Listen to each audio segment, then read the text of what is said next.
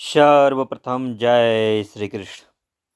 आज हम लोग श्रीमद् भागवत गीता के 5वें अध्याय का जीवन में क्या महत्व है, इसका क्या महात्म्य है, इसको समझेंगे, जानेंगे।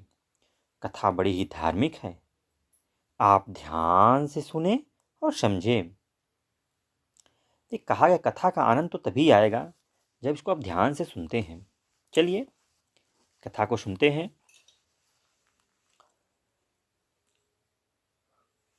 5वें अध्याय में है कि श्री भगवान कहते हैं, देवी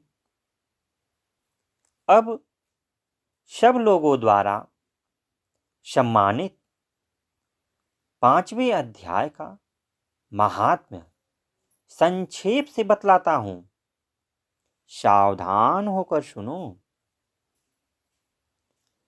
मध्य देश में पुरुकुत्सपुर नामक एक नगर है।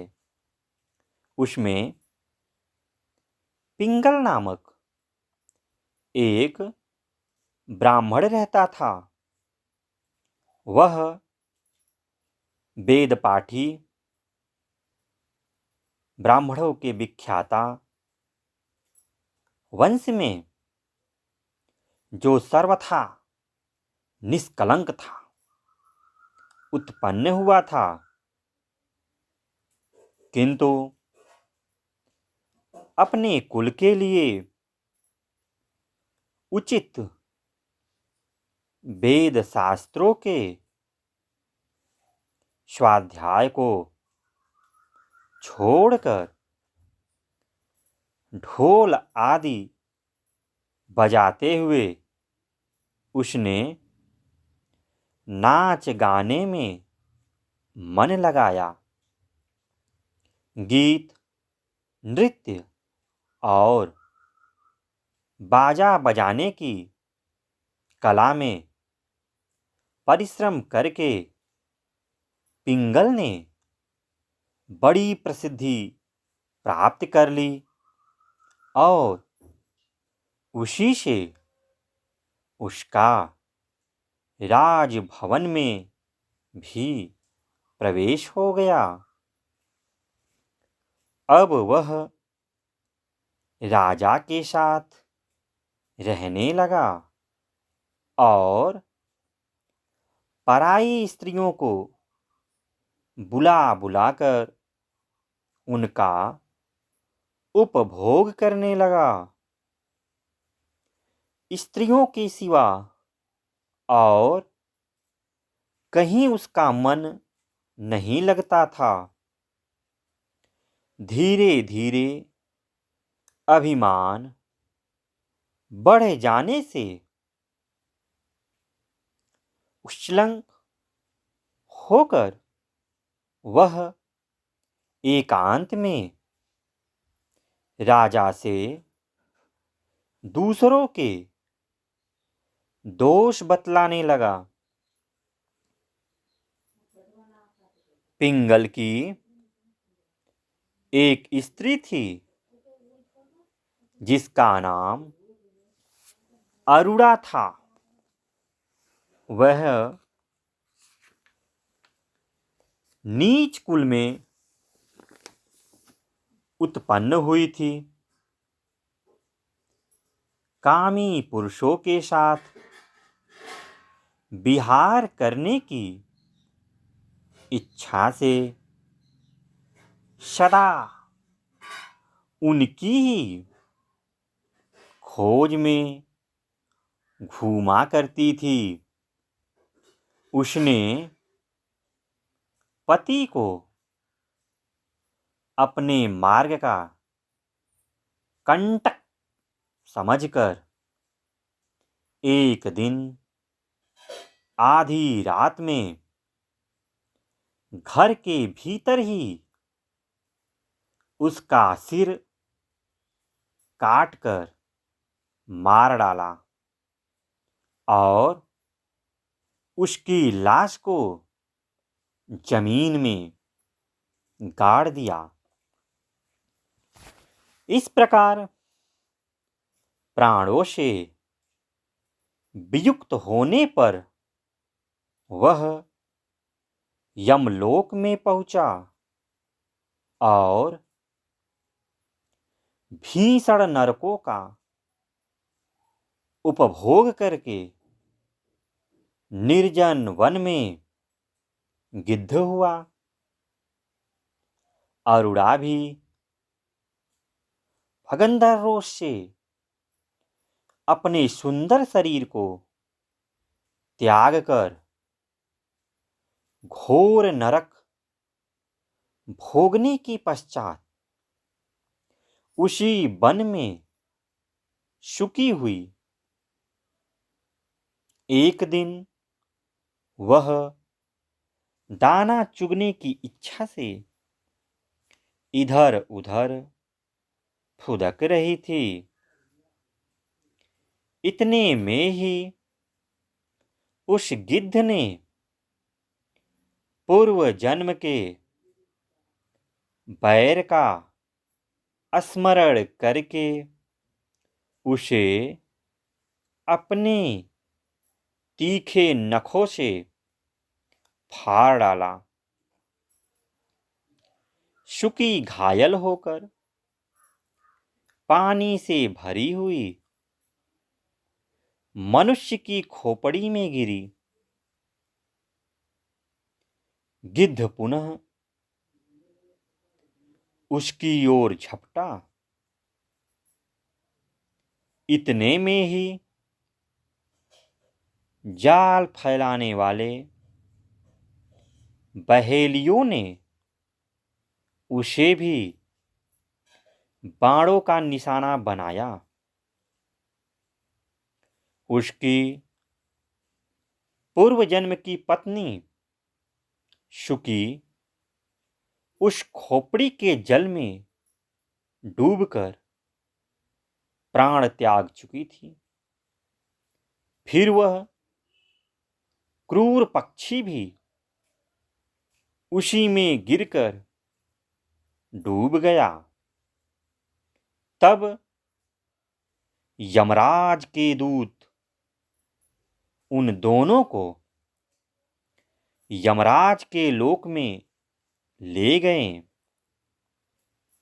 वहां अपने पूर्वकृत पाप कर्म को याद करके दोनों ही भयभीत हो रहे थे।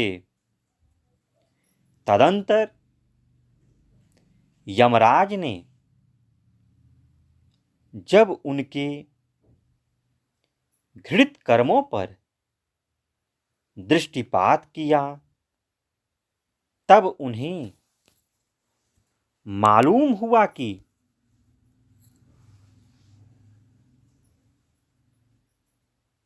मृत्यु के समय अकस्मात खोपड़ी के जल में स्नान करने से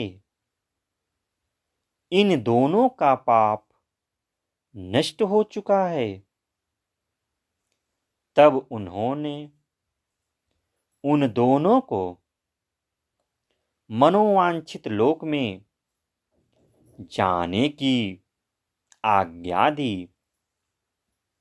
यह सुनकर अपने पाप को याद करते हुए वे दोनों बड़े विस्मय में पड़े और पास जाकर धर्मराज के चरणों में प्रणाम करके पूछने लगे, भगवान, हम दोनों ने पूर्व जन्म में अत्यंत घृणित पाप का संचय किया है। फिर हमें मनोवांछित लोकों में भेजने का क्या कारण है? यमराज ने कहा, गंगा के किनारे वट नामक एक उत्तम ब्रह्मज्ञानी रहते थे। वे एकांत सेवी, ममता रहित, शांत, विरक्त और किसी से भी द्वेष न रखने वाले थे। प्रतिदिन गीता के 5वें अध्याय का जाप करना उनका सदा का नियम था। 5वें अध्याय को श्रवण कर लेने पर महापापी पुरुष भी सनातन ब्रह्म का ज्ञान प्राप्त कर लेता है। उसी पुण्य के प्रभाव से शुद्ध चित्त होकर उन्होंने अपने शरीर का परित्याग किया था। गीता के पाठ से जिनका शरीर निर्मल हो गया था, जो आत्मज्ञान प्राप्त कर चुके थे, उन्हीं महात्मा की खोपड़ी का जल पाकर तुम दोनों पवित्र हो गए हो। अतः अब तुम दोनों मनोवांछित लोकों को जाओ, क्योंकि गीता के 5वें अध्याय के महात्म्य से तुम दोनों शुद्ध हो गए हो। श्री भगवान कहते हैं, सबके प्रति समान भाव रखने वाले धर्मराज के द्वारा इस प्रकार समझाए जाने पर वे दोनों बहुत प्रसन्न हुए और विमान पर बैठकर बैकुंठ धाम को चले गए। देखिए, अभी तो हम लोग 5वां अध्याय पढ़े, कहानी को समझे कि 5वें अध्याय में क्या है, इसको जाने हम लोग। और अब गीता के 6ठे अध्याय के महात्म को भी समझते हैं, जानते हैं। श्री भगवान कहते हैं, सुमुखी, अब मैं 6ठे अध्याय का महात्म बतलाता हूं, जिसे सुनने वाले मनुष्य के लिए मुक्ति करत लगत हो जाती है। गोदावरी नदी के तट पर प्रतिष्ठानपुर नामक एक विशाल नगर है, जहां मैं पिपलेश के नाम से विख्यात होकर रहता हूं। उस नगर में जान श्रुति नामक एक राजा रहते थे, जो भूमंडल की प्रजा को अत्यंत प्रिय थे। उनका प्रताप मार्तंड मंडल के प्रचंड तेज के समान जान पड़ता था। प्रतिदिन होने वाले उनके यज्ञ के धुएं से नंदनवन के कल्प वृक्ष इस प्रकार काले पड़ गए थे, मानो राजा की असाधारण दानशीलता देखकर वे लज्जित हो गए हों। उनके यज्ञ में प्राप्त पुरोडाशक के रसास्वादन में सदा आसक्त होने के कारण देवता लोग कभी प्रतिष्ठानपुर को छोड़कर बाहर नहीं जाते थे। उनके दान के समय छोड़े हुए जल की धारा, प्रताप रूपी तेज और यज्ञ के धूमों से पुष्ट होकर मेघ ठीक समय पर वर्षा करते थे। उस राजा के शासन काल में इतियों खेती में होने वाले 6 प्रकार के उपद्रवों के लिए कहीं थोड़ी भी स्थान नहीं मिलता था और अच्छी नीतियों का सर्वत्र प्रसार होता था। वे बावली, कुएं और पोखरे खुदवाने के बहाने मानो प्रतिदिन पृथ्वी के भीतर की निधियों का अवलोकन करते थे। एक समय राजा के दान, तप, यज्ञ और प्रजापालन से संतुष्ट होकर स्वर्ग के देवता उन्हें वर देने के लिए आए। वे कमलनाल के समान उज्ज्वल हंसों का रूप धारण कर अपनी पंखें हिलाते हुए आकाश मार्ग से चलने लगे। बड़ी उतावली के साथ उड़ते हुए वे सभी हंस परस्पर बातचीत भी करते जाते थे। उसमें से भद्राश्व आदि 2-3 हंस वेग से उड़कर आगे निकल गए। तब पीछे वाले हंसों ने आगे जाने वाले को संबोधित करके कहा, अरे भाई भद्राशव, तुम लोग वेग से चलकर आगे क्यों हो गए? यह मार्ग बड़ा दुर्गम है। इसमें हम सबको साथ मिलकर चलना चाहिए।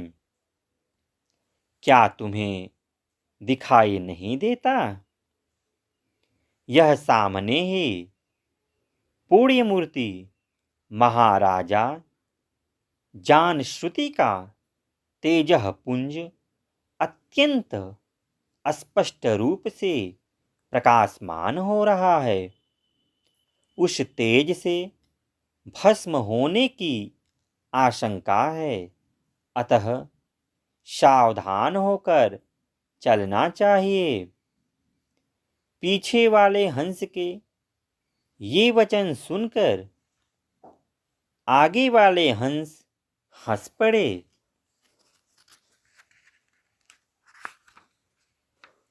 और उच्च स्वर से उनकी बातों की अवहेलना करते हुए बोले, अरे भाई, क्या इस राजा जानश्रुति का तेज ब्रह्मवादी महात्मा रैक के तेज से भी अधिक तीव्र है?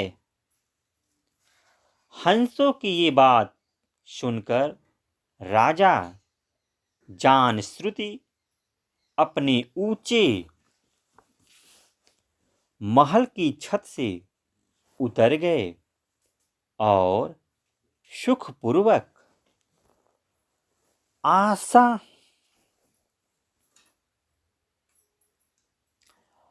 आसन पर बैठकर अपने सारथी को बुलाकर बोले, जाओ महात्मा रैक्वक को यहाँ ले आओ।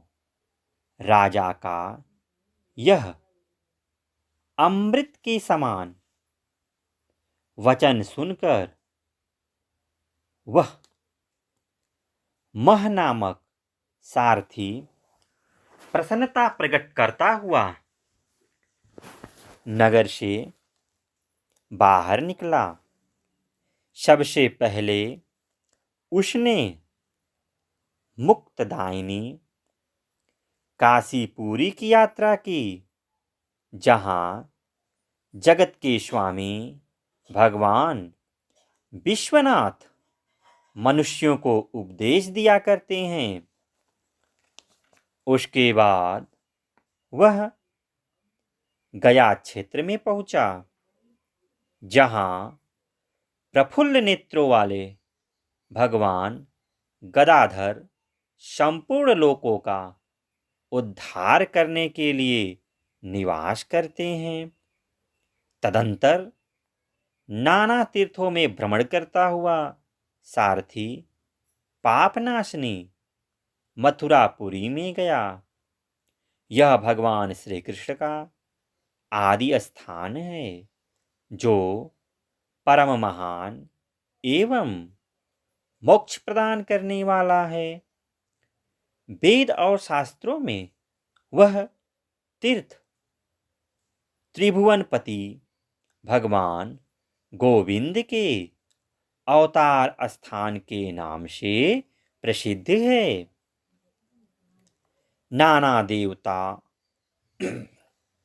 और ब्रह्मर्षि उसका सेवन करते हैं। मथुरा नगर कालिंदी के किनारे शोभा पाता है। उसकी आकृति अर्धचंद्र के समान प्रतीत होती है। वह सब तीर्थों के निवास से परिपूर्ण है। परम आनंद प्रदान करने के कारण सुंदर प्रतीत होता है। गोवर्धन पर्वत के होने से मथुरा मंडली की शोभा और भी बढ़ गई। वह पवित्र वृक्षों और लताओं से आवृत है। उसमें 12 वन हैं। वह परम पुण्यमय तथा सबको विश्राम देने वाले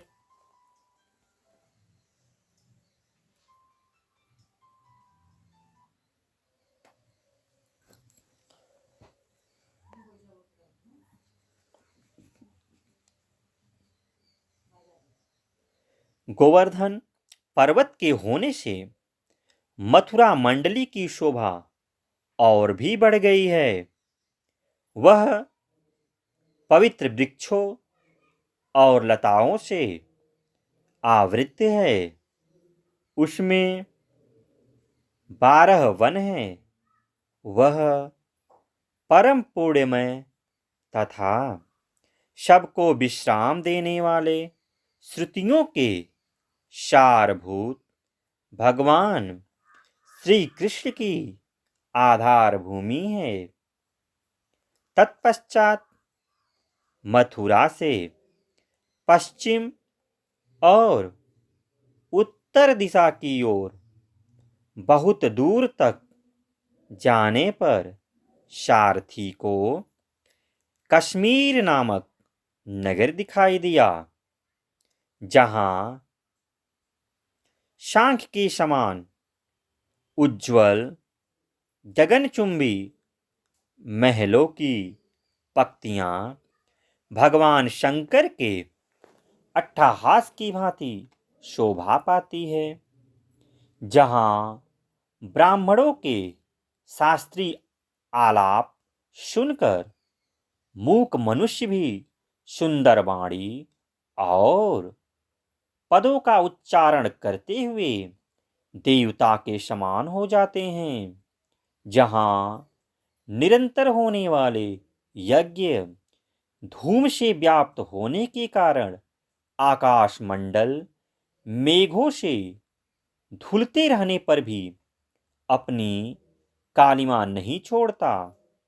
जहाँ उपाध्याय के पास आकर छात्र जन्मकालीन अभ्यास से ही संपूर्ण कलाएं स्वतः पढ़ लेते हैं, तथा जहाँ मणिकेश्वर नाम से प्रसिद्ध भगवान चंद्रशेखर देहधारियों को वरदान देने के लिए नित्य निवास करते हैं।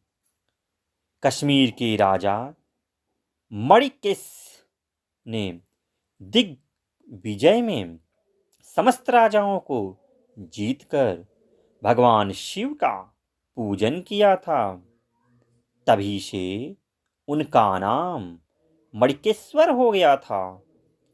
उन्हीं के मंदिर के दरवाजे पर महात्मा रैक्चो एक छोटी सी गाड़ी पर बैठे अपने अंगों को खुजलाते हुए वृक्ष की छाया का सेवन कर रहे थे। इसी अवस्था में सारथी ने उन्हें देखा। राजा के बताए हुए भिन्न भिन्न चिन्हों से उसने शीघ्र ही रैक्व को पहचान लिया और उसके चरणों में प्रणाम करके कहा, ब्राह्मण, आप किस स्थान पर रहते हैं? आपका पूरा नाम क्या है? आप तो सदा स्वच्छंद विचरने वाले हैं, फिर यहाँ किस लिए ठहरे हैं?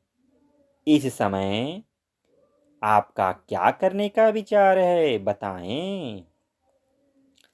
सारथी के ये वचन सुनकर परम आनंद में निमग्न महात्मा रैक्व ने कुछ सोचकर उससे कहा, यद्यपि हम पूर्ण काम हैं, हमें किसी वस्तु की आवश्यकता नहीं है, तथापि कोई भी हमारी मनोवृत्ति के अनुसार परिचर्या कर सकता है।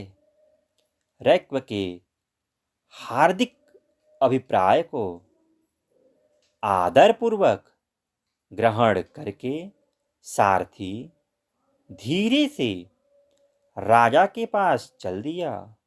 वहां पहुंचकर राजा को प्रणाम करके उसने हाथ जोड़ सारा समाचार निवेदन किया। उस समय स्वामी के दर्शन से उनके मन में बड़ी प्रसन्नता थी। सारथी के वचन सुनकर राजा के नेत्र आश्चर्य से चकित हो उठे। उसने हृदय में रैक्व का सत्कार करने की श्रद्धा जागृत हुई।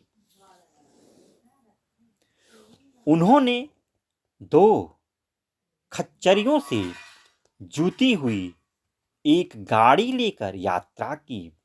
साथ ही मोती के हार, अच्छे अच्छे वस्त्र और 1 सहस्त्र गौवें भी ले ली। कश्मीर मंडल में महात्मा रैक्व जहां रहते थे, उस स्थान पर पहुंचकर राजा ने सारी वस्तुएं उनके आगे निवेदन कर दी और पृथ्वी पर पड़कर साष्टांग प्रणाम किया। महात्मा रैक्व अत्यंत भक्ति के साथ चरणों में पड़े हुए राजा जानश्रुति पर कुपित हो उठे और बोले, रे शूद्र, तू दुष्ट राजा है, क्या तू मेरा वृत्तांत नहीं जानता? यह खच्चरियों से जुती हुई अपनी ऊंची गाड़ी ले जा। ये वस्त्र, ये मोतियों के हार और ये दूध देने वाली गौवें भी स्वयं ही ले जा। इस तरह आज्ञा देकर रैक्व ने राजा के मन में भय उत्पन्न कर दिया। तब राजा के शाप के भय से महात्मा रैक्व के दोनों चरण पकड़ लिए और भक्तिपूर्वक कहा, ब्राह्मण, मुझ पर प्रसन्न होइए। भगवान, आप में ये अद्भुत महात्म्य कैसे आया? प्रसन्न होकर मुझे ठीक ठीक बताइए। रैक्व ने कहा, राजन, मैं प्रतिदिन गीता के 6ठे अध्याय का जप करता हूं। इसी से मेरी तेजो राशि देवता के लिए भी दूषा है। तदंतर परम बुद्धिमान राजा जानश्रुति ने यत्नपूर्वक महात्मा रैक्व से गीता के 6ठे अध्याय का अभ्यास किया। इससे उन्हें मोक्ष की प्राप्ति हुई। इधर रैक्व भी भगवान मणिकेश्वर के समीप मोक्षदायक गीता के 6ठे अध्याय का जप करते हुए सुख से रहने लगे। हंस का रूप धारण करके वरदान देने के लिए आए हुए देवता भी विस्मित होकर स्वेच्छानुसार चले गए। जो मनुष्य सदा इस एक ही अध्याय का जप करता है वह भी भगवान विष्णु के ही स्वरूप को प्राप्त होता है, इसमें तनिक भी संदेह नहीं।